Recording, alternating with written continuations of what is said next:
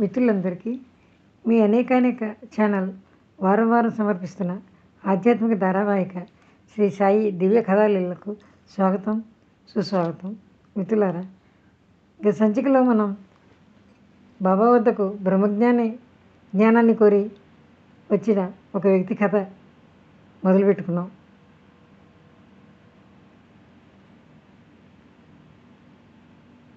అతడు బ్రహ్మజ్ఞానాన్ని కోరి షిరిడీ వచ్చి బాబా పాదాలకు నమస్కరించుకొని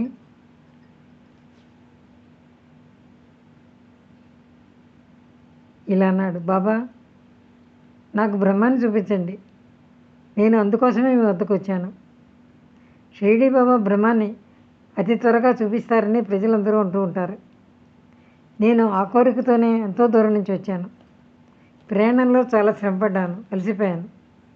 అయినా బ్రహ్మజ్ఞానం లభిస్తే ఎంతో సంతోషిస్తాను, నేను కృతకృత్యుని అవుతాను అన్నాడు. బాబా అతనితో ఇలా అన్నారు: నువ్వేమీ దిగులు పడకు, ఇప్పుడు నీకు ఖచ్చితంగా బ్రహ్మను చూపిస్తాను. ఇక్కడంతా నగదు వ్యవహారమే, అప్పు మాటే లేదు. నీలాగా బ్రహ్మజ్ఞానాన్ని అడిగేవారు చాలా తక్కువ. అంతా ధనాన్ని సంపదను కోరుకుంటారు. కష్టాలు రోగాలను నివారించండి అని ప్రార్థిస్తూ ఉంటారు. లౌకికమైన మర్యాదలను, రాజనీతిని, పదవులను కోరుకుంటూ ఉంటారు.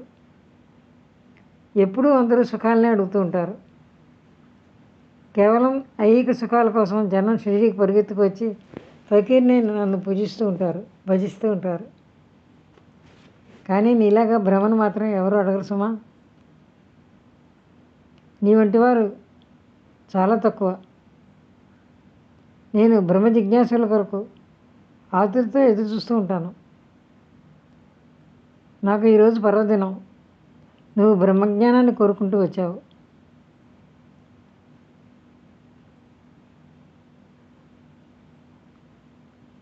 బ్రహ్మవస్తుపైన భీతితోనే సూర్యచంద్రులు నియమంగా ఉదయిస్తూ ఉంటారు, నియమంగా అస్తమిస్తారు. వాని ప్రకాశం నియమబద్ధంగా ఉంటుంది బ్రహ్మవస్తుపైన భయంతో.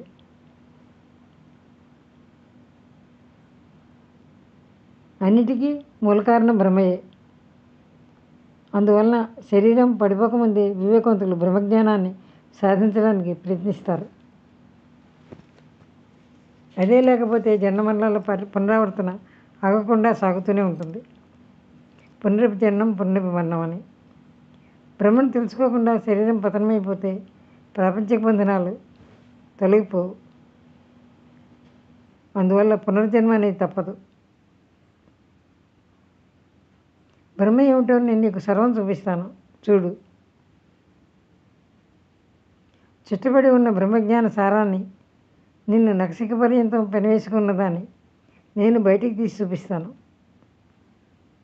అన్నారు బాబా.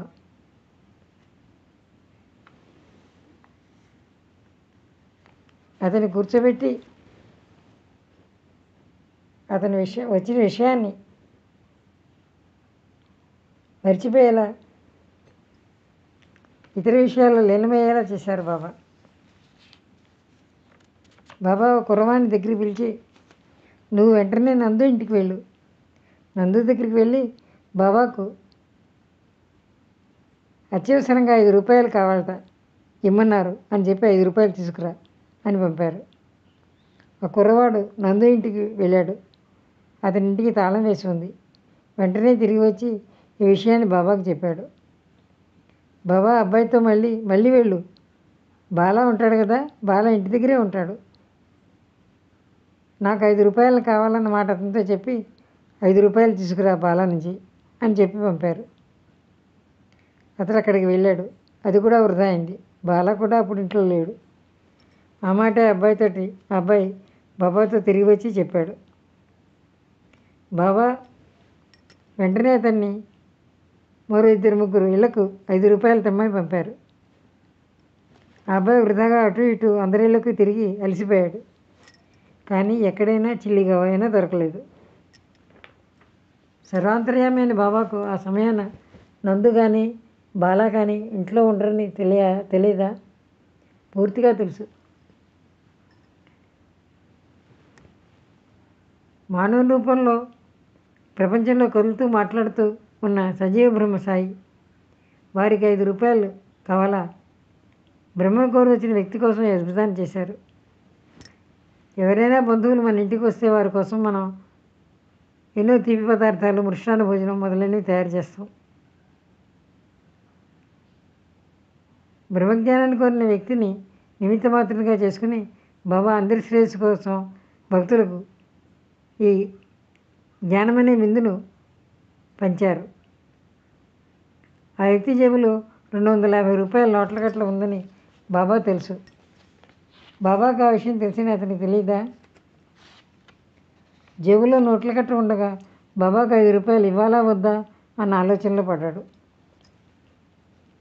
సాయికి 5 రూపాయలు అప్పుగా అదైనా కాసేపటి కోసం ఇవ్వడానికి అతని మనసు రాలేదు.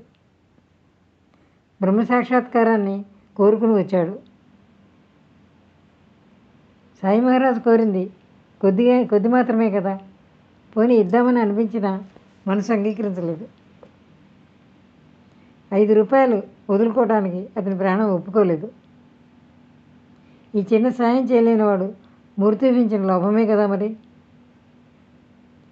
బాబా యందు నిజమైన భక్తిభావం గలవారు ఎవరైనా ఆ వింతను అలా గుడ్లప్పగించి చూస్తూ కూర్చుంటారా? నిజంగా బ్రహ్మజ్ఞానం కోసం వచ్చినవాడైతే ఆ విషయం అతనికి అర్థం కాకుండా ఉంటుందా?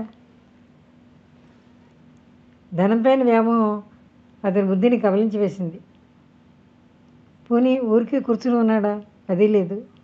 వెంటనే తిరిగి వెళ్ళిపోవాలి. నాకు త్వరగా బ్రహ్మాన్ని చూపించండి, సాయిబాబా బ్రహ్మాన్ని నాకు ఇప్పుడే చూపించండి అని తొందర చేస్తున్నాడు. బాబా, నీవు కూర్చున్న చోటే కదా బ్రహ్మను చూపించాలని ఇప్పటివరకు నా ప్రయత్నం, నీకు ఇదేమీ అర్థం కావటం లేదా అని బాబా అన్నారు. బ్రహ్మ కొరకు పంచప్రాణాలు, పంచకర్మేంద్రియాలు, పంచ జ్ఞానేంద్రియాలు, మనోబుద్ధి అహంకారాలు సమర్పించవలసి ఉంటుంది. బ్రహ్మజ్ఞానం లభించే మార్గం చాలా కఠినమైంది. అది అందరికీ సాధ్యం కాదు. సమయం వచ్చినప్పుడు దాని అంతటిదే ప్రకటమై అదృష్టమైన వారికి వెంటనే లభిస్తుంది.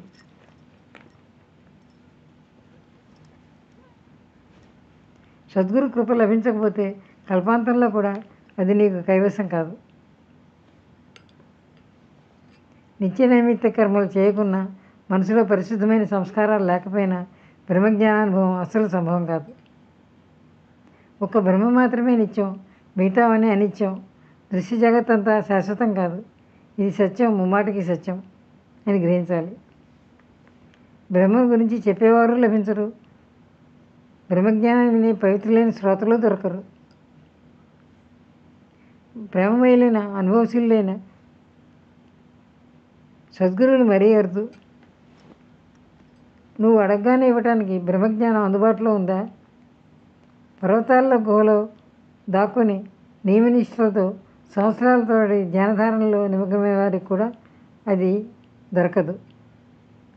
గురువు అనుగ్రహం లేకపోతే బ్రహ్మజ్ఞానం లభించదు. అటువంటిది నీ వంటి మూర్తి పెంచిన లవస్వరూపానికి బ్రహ్మజ్ఞానం ఎలా లభిస్తుంది బాబు? డబ్బు ఆశ బాగా ఉన్నవారికి బ్రహ్మజ్ఞానం ప్రాప్తి కల్పాంతంలో కూడా లభించదు. దీన్ని బాగా గుర్తుంచుకో.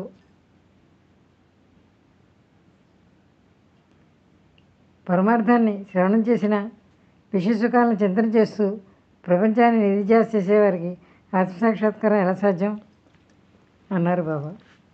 మిత్రులారా, ఇది ఈనాటి అనేక ఛానల్